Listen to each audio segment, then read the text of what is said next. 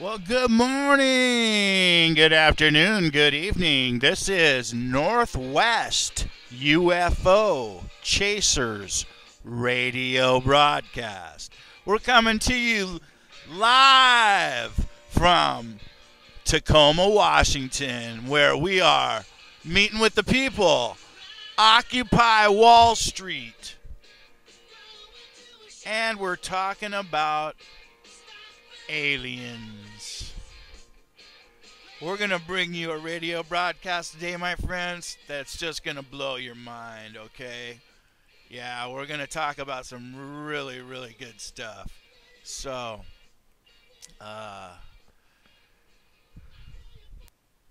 okay. So at Northwest UFO Chasers, and that's NWUFOCHASERS.com, is the video library. And that's what I started to put together, was a video library of alien-proof videos and UFO-proof videos, because I was chasing UFOs. So I want everybody to know that I'm not trying to convince anybody. This is one man's personal experience, and I'm just trying to share that personal experience, and it's kind of out there. I understand that. But there's some correlation to this, and it includes the angels and the ancient astronaut theory. And angels and aliens are two completely separate entities. Those angels reside in higher dimensions of existence. We humans are moving in transcendence toward God. Our souls, our light body essences inside our beings are moving slowly, imperceptibly in time. And it appears to us that everything happens within the now, truthfully. There is no past, there is no future, there's only the now, right now.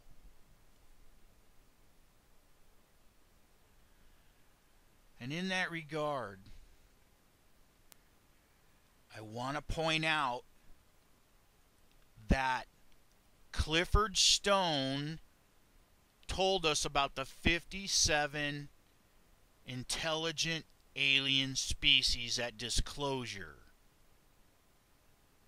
But what he didn't say was which ones were benevolent and which ones were malevolent, which ones were the good ones and which ones were the bad ones, okay?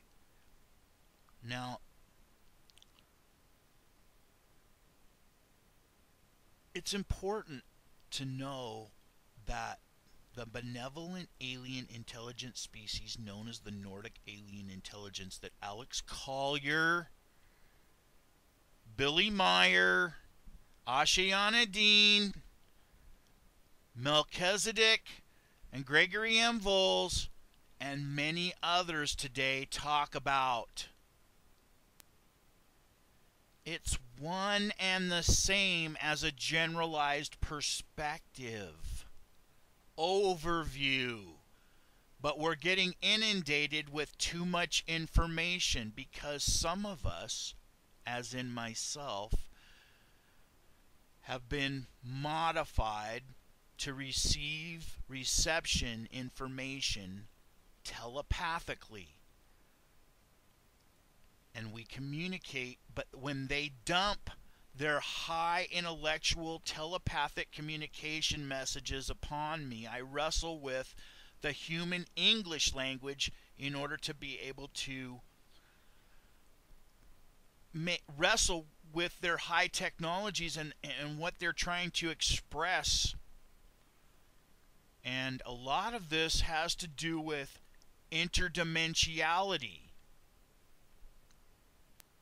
The higher dimensions that I'm talking about include the 9 levels of angels, But there is another level in there between us and the aliens. Now, another really important thing that I talk about a lot is the beings that created the atmosphere on our planet are still living on the earth. And what David Hatcher Childress says about the moon being hollow is in fact true, as the watchers in the books of Enoch are and were in the hollow moon. The stories in the Nag Hammadi about the archons, and the beginning with the story of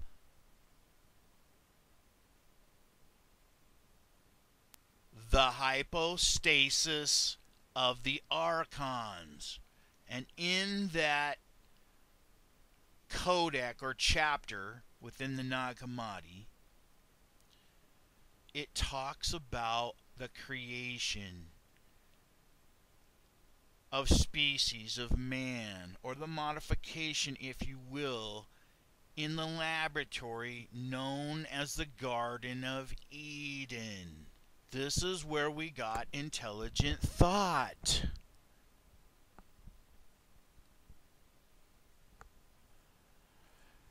It's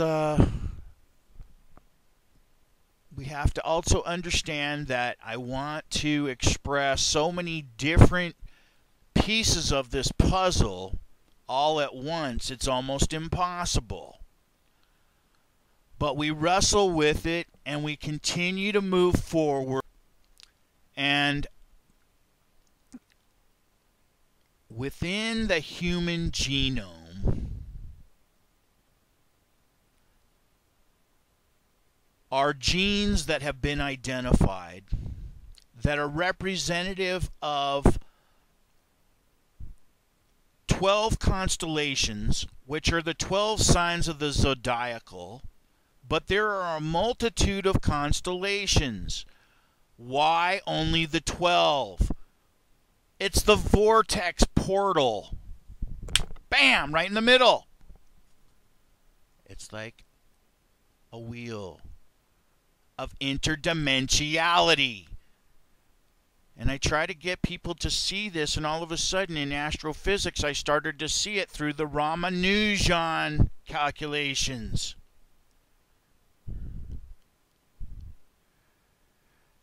I believe everybody has these capabilities and can open themselves up to it. You can call it an awakening. We're all on a journey to get there. We're learning lessons.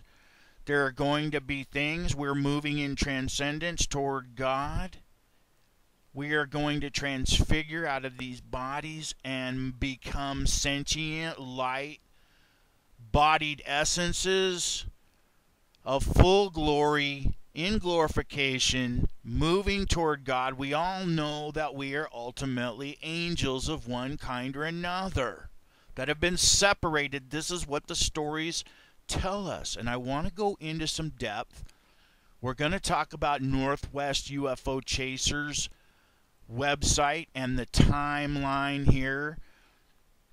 I need to really begin to talk about the timeline as I was throwing things onto the timeline in order to get everybody to be able to see. You know, we were sharing this information, and so then I put the YouTube videos that substantiate the issue, and there was quite frankly a time gap about 100,000 years ago between angels and then aliens, and it looks like these beings, whoever they were involved in some genetic manipulation of mankind on the earth. And we see that clearly. But there's some megalithic construction that is leading us to believe in ancient Sumeria and all over the world, basically, that an existence on this planet Earth was at a higher level multiple thousands of years ago, but there was some type of a holocaustic nuclear type event, but we're saying it was up above in the skies, as in Vedic Vimanas that were flying around, were shooting laser beams down on the earth, but only in specific locations where there's shown to be vitrification of rock, which is rock that is turned into glass. So that's like a laser coming out of a flying saucer. This is the type of UFOs that we're chasing, or what I've uncovered in the data and the research, and I want to share it with all of you. I'm not saying that I'm making this up. I'm saying that we're putting this information into a computer and we're letting it tell us the story. And that's what we need to do. We need a super movie maker in a way. We need to feed it the Nag Hammadi, but we don't just need to feed it the Nag Hammadi. We need to feed it the Mahabharata and the Tibetan contour, and then kick back and let it produce a movie, and then we can see it, but add to it. And maybe we need a body of Nobel laureates out there that can justify, it to be to the people. The people just want answers. They hate conspiracy theories, but the government leads to all of this theory. Nobody knows what's going on. We want to know what's going on. The government won't tell us. And I'm trying to tell the people the government doesn't know. I was on the inside once, long time ago.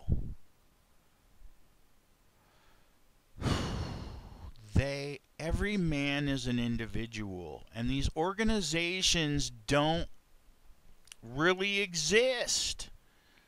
Two people can't even seem to get along. We got wars in every country.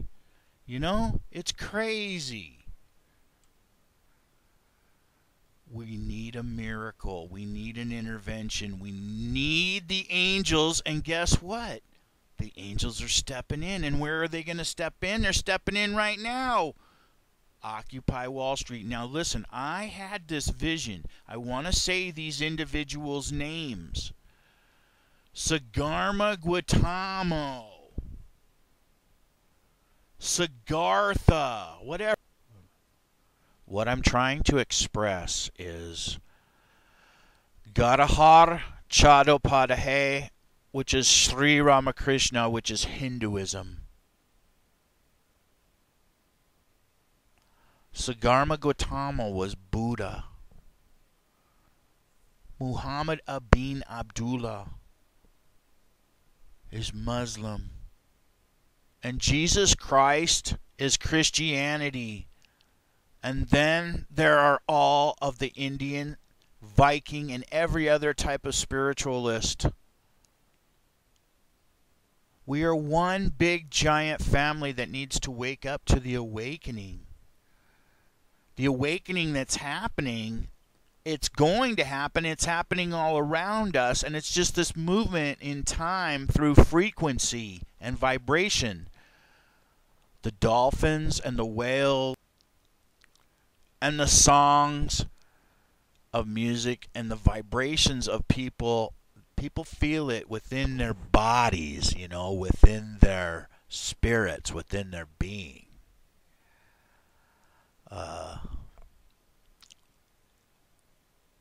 It's in astrophysics, it's in quantum physics.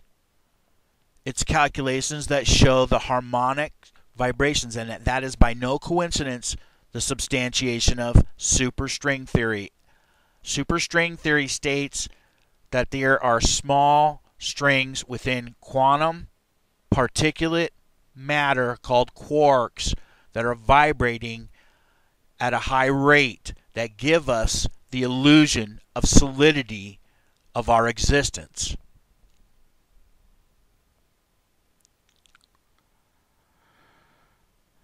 And so again, all I can do is share with you the research of the work that I'm doing as I stick it and stuck it on this timeline at Northwest UFO Chasers, which is easily accessible there.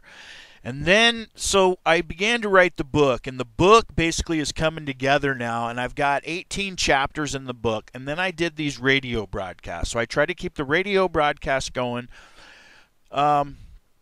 It's hard to be an author, a writer, a researcher, and a producer of my own product,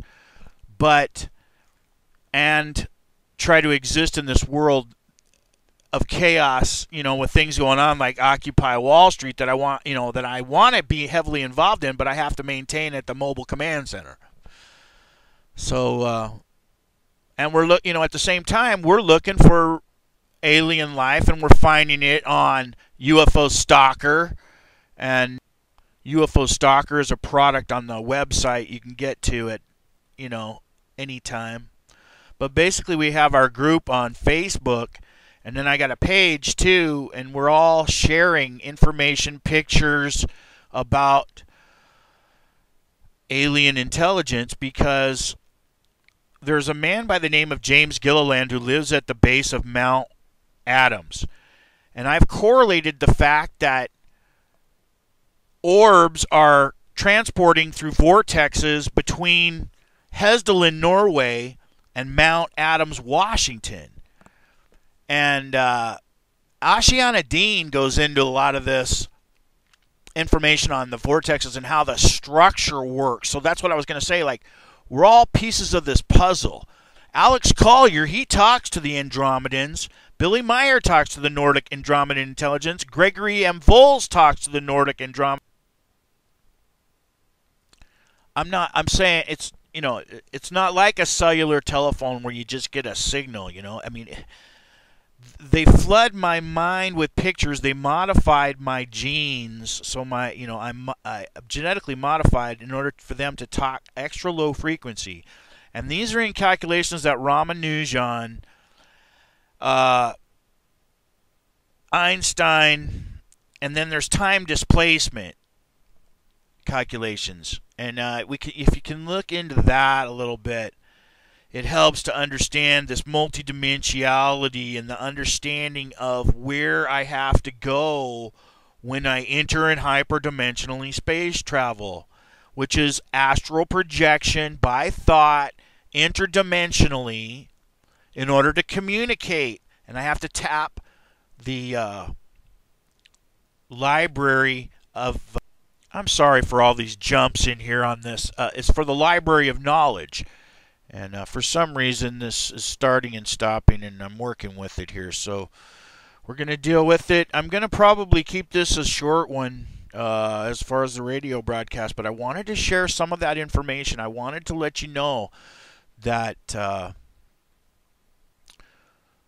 there is active communication and things going on, as in there is a treaty that was developed at the United Nations at the Security Council level that our security people are well aware of.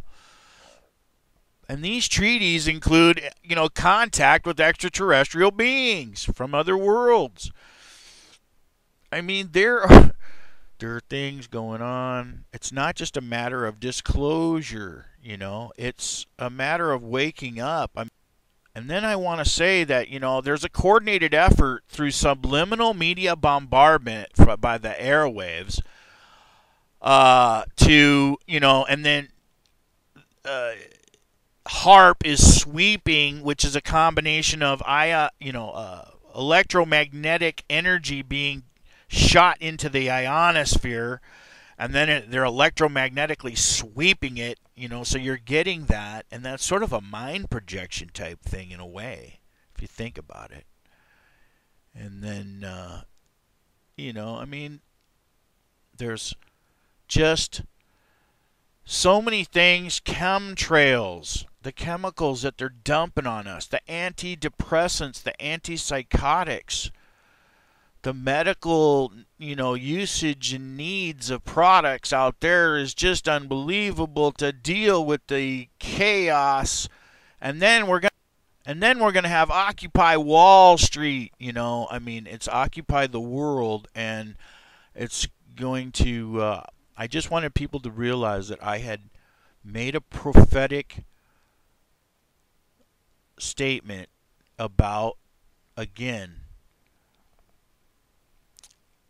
Buddhism, Hinduism, Muslims, and Christians. That we need to peacefully, conscientiously object to war. And that is the same stance that we need to take in a civil rights movement. Peaceful, conscientious objection. If they're talking non-peaceful solutions, they could be plants in the group. They plant the government people in there to try to get you to become violent. That makes it easier for them to haul you off to jail. We're going to grow. This is a constitutional right in America, and we need to exercise that right and let them know that we are exercising that right and that we will not stand for the fascism of the police. Oh, man. Anyway, I got to let this go. Well, this will be the end. Thanks for, hey, come and join our group on Facebook. We need your input. We need to know what you think, about the visitations of the intelligent alien beings that are in the orbs transporting between Hesdalen, Norway and Mount Adams, Washington. Do you think those beings in those orbs could be the yogi mystics of India? The ones that originally told us that they had those types of machines in Vimanas? In their texts? It's a possibility. I mean, there's so much going on. Even the megalithic construction around the planet and the stories of the angels coming down and working on the megalithic construction. Stones in Baalbek that are 100 tons that can't be lifted. I mean, come on. There was a higher civilization of existence on the planet. The continents were pushed together at that time.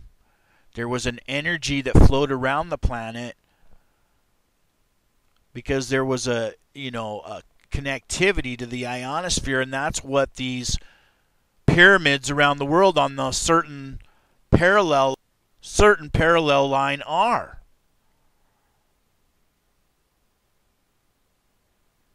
Yeah, it was salt, baking soda, shoved down 2 corridors into a natural undulating spring water underneath.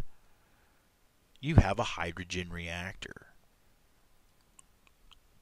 With hydrogen reaction and a rotating earth and ionospheric pressure and electromagnetism and gravity, Einstein and Ramanujan's calculations, plus time displacement, and you've got inter and hyperdimensional space travel. Okay? You are a spaceship. Your human body. It can go anywhere within the system. And the system is multidimensional. I'm telling you, man. Higher intelligence.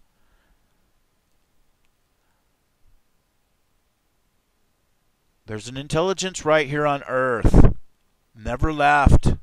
Lives at the Antarctic. Was found by an admiral. Admiral Byrd. Operation High Jump. Those people. Some call them the Arcturians. The Archons. The Watchers. The Watchers are in the hollow moon. Okay, and that's what the hollow moon was all about. I think we talked about this before. But the Nag Hammadi is the spiritual literature that tells us the whole entire story of the Watchers that are mentioned in the books of Enoch. Those Watchers were in the moon at one time. They watched the Earth over 100,000 years ago. They saw a species down on the planet. They genetically modified that species, and that is man. But the reason they did that was because they originally came to mine gold on the Earth. There are tunnels that run from ancient Sumeria to King Solomon's mines in Africa, all the way through the globe of the Earth, and pop up in South America at the caves of Teos. Men that came out of the earth gave golden tablets to a Father Crosby, and on the golden tablets were ancient Sumerian texts. The race of beings that were genetically modified originally to mine the gold within the earth by the ancient aliens, who were the watchers in the hollow moon that watched the earth, are... We'll save that for next time. That'll be the question. Maybe you can jump in and answer that one. Well, thanks for listening. This has been a wonderful broadcast. I really appreciate your time. Please remember, peaceful protest only. You need to become a sentient being in the universe. We all do. Thanks a lot. Have a wonderful weekend. Goodbye.